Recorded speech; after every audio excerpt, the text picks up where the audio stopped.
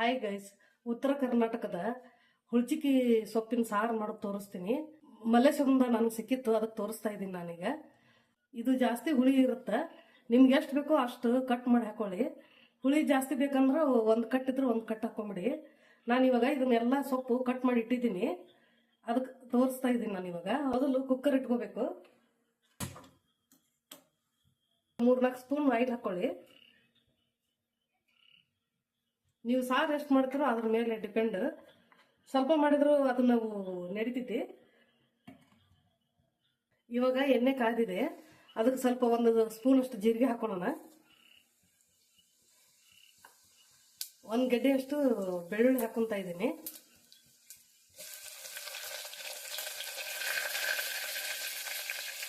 ಇದಕ್ಕೆ ನಾನು ಸ್ವಲ್ಪ ಅರಿಶಿನ ಪೌಡರ್ ಹಾಕೋತಾ ಇದ್ದೀನಿ ಎಣ್ಣೆಗೆ. ನಿಮಗೆ ಖಾರಕ್ಕೆ ಎಷ್ಟು ಬೇಕೋ ಅಷ್ಟು ಹಸಿಮೆಣಸಿನಕಾಯಿ ಪೇಸ್ಟ್ ಹಾಕೊಳ್ಳಿ. ನಾವು ಒಂದು ಅರ್ಧ ಸ್ಪೂನ್ ಅಷ್ಟು ಹಾಕೋತಾ ಇದ್ದೀನಿ.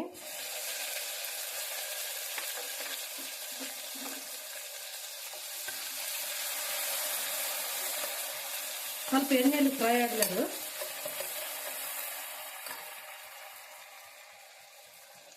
ಇವಾಗ ಕಟ್ ಮಾಡಿದ ಹುಳಿ ಸೊಪ್ಪು ಹಾಕೊತಾ ಇದ್ದೀನಿ. ಹುಳಿ ಸೊಪ್ಪು ಅಂದ್ರೆ ಇದು ಪುಂಡಿ ಪಲ್ಯ ಗೊಂಗರಿ ಸೊಪ್ಪಲ್ಲ, ಹುಳಿಚಿಕ್ಕ ಅಂತಾರೆ ಇದಕ್ಕೆ. ಎಣ್ಣೆಲ್ಲ ಇಟ್ಕೊಂಡ್ರೆ ಕರಿಗ್ ಬಿಡುತ್ತೆ, ಅದು ಸ್ವಲ್ಪ ಆಗುತ್ತೆ. ಜಾಸ್ತಿ ಆದ್ರೆ ಎತ್ತಿಟ್ಕೊಳ್ಳಿ ನೀವು ಫ್ರಿಜ್ಜಿಗೆ. ಮತ್ತೊಂದ್ಸಲ ಬೇಳೆ ಮಾಡಿದಾಗ ಹಾಕಿ ಬೇಳೆ ಮಾಡ್ಕೊಳ್ಳಿ.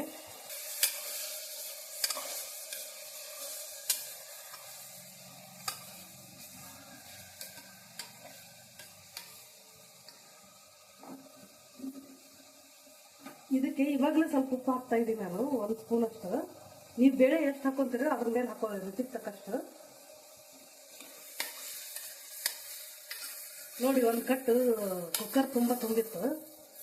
ಎಣ್ಣೆಯಲ್ಲಿ ಹಾಕಿದ್ರೆ ಕರಿಗ್ ಬಿಡುತ್ತೆ, ಅದು ದಂಟು ಸಮೇತ ಹಾಕಬೇಕು. ನೋಡಿ, ಎಣ್ಣೆಯಲ್ಲಿ ಹಾಕಿ ತಾಳ್ಸಿದ್ರೆ ಒಗ್ಗರಣೆ ಹಾಕಿದ್ರೆ ಸ್ವಲ್ಪ ಆಗಿಬಿಡುತ್ತೆ. ನಿಮಗೆ ಇಷ್ಟು ಬೇಡ ಅನ್ಸಿದ್ರೆ ಸ್ವಲ್ಪ ಎತ್ತಿಟ್ಕೊಂಡು ಇನ್ನೊಂದ್ಸಲ ಬೇಳೆ ಮಾಡಿದಾಗ ಮಾಡ್ಕೊಳ್ಳಿ. ಇವಾಗ ತೊಳೆದಿಟ್ಟ ತೊಗರಿಬೇಳೆ ಹಾಕ್ತಾ ಇದ್ದೀನಿ 1 ಕಪ್ಪು. ಬೇಗ ಸಾರು ರೆಡಿ ಆಗುತ್ತೆ ಈ ಥರ ಮಾಡಿದರೆ. ಟೊಮೆಟೊ ಹಾಕೋಬಾರ್ದು, ಇದೇ ಹುಳಿ ಇರುತ್ತೆ.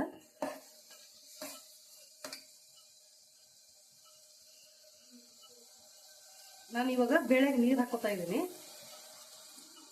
1 ಅರ್ಧ ಲೀಟರ್ ಇದೆ.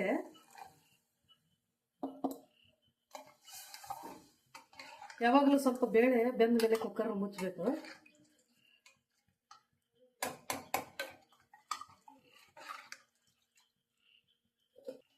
ಇವಾಗ ಬೇಳೆ ಕುದಿ ಬರ್ತಾ ಇದೆ. ಇವಾಗ ಕುಕ್ಕರ್ಲಿಟ್ಟು ಮುಚ್ಚೋಣ. ಸಿಂಪಲ್ ಆಗಿರೋ ಸಾರು ಇದು. ಇದೇ ರೀತಿ ನೀವು ಗೊಂಗರಿ ಸೊಪ್ಪು ಹಾಕಿ ಮಾಡ್ಕೋಬಹುದು ಸಾರನ್ನ. 1 3-4 ವಿಸಿಲ್ ಆಗಲಿ.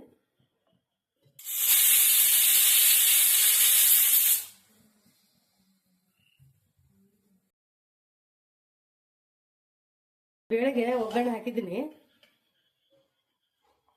ಇವಾಗ ಮೇಲೆ ಒಗ್ಗರಣೆ ಹಾಕೋಣಕ 1 ಸ್ಪೂನ್ ಸ್ಟೈಲ್ ಹಾಕೋಣ. ಜೀರಿಗೆ ಹಾಕೋಣ. ಒಣ ಮೆಣಸಿನ್ಕಾಯಿ 1 3-4 ಹಾಕಿದ್ದೀನಿ ನಾನು. ಕರಿಬೇವು ಸೊಪ್ಪು. ಇದು ಒಗ್ಗರಣೆ ಆಗಿದೆ, ಇದಕ್ಕೆ ಹಾಕೋಣ ಬೇಳೆಗೆ.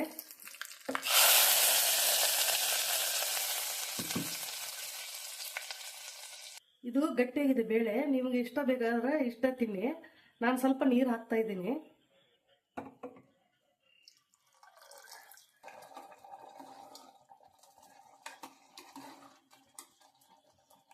ನೋಡಿ, ಬೇಳೆ ಇಷ್ಟು ಗಟ್ಟಿಯಾಗಿ ಬಂದಿದೆ.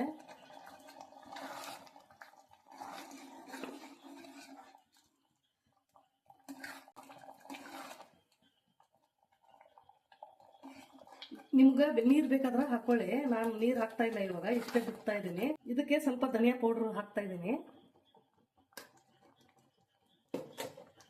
1-2 ನಿಮಿಷ ಕುದಿಲಿದು. ಈ ಧನಿಯಾ ಪೌಡ್ರ್ ಮಾಡಿದ್ದು ನಾನು ಮೊದಲು ಹಾಕಿದ್ದೀನಿ ವಿಡಿಯೋನ, ಅದನ್ನ ನೋಡ್ಕೊಳ್ಳಿ. ಇವಾಗ ಸಿಂಪಲ್ ಆಗಿರುವ ಸಾರು ರೆಡಿ ಆಗಿದೆ.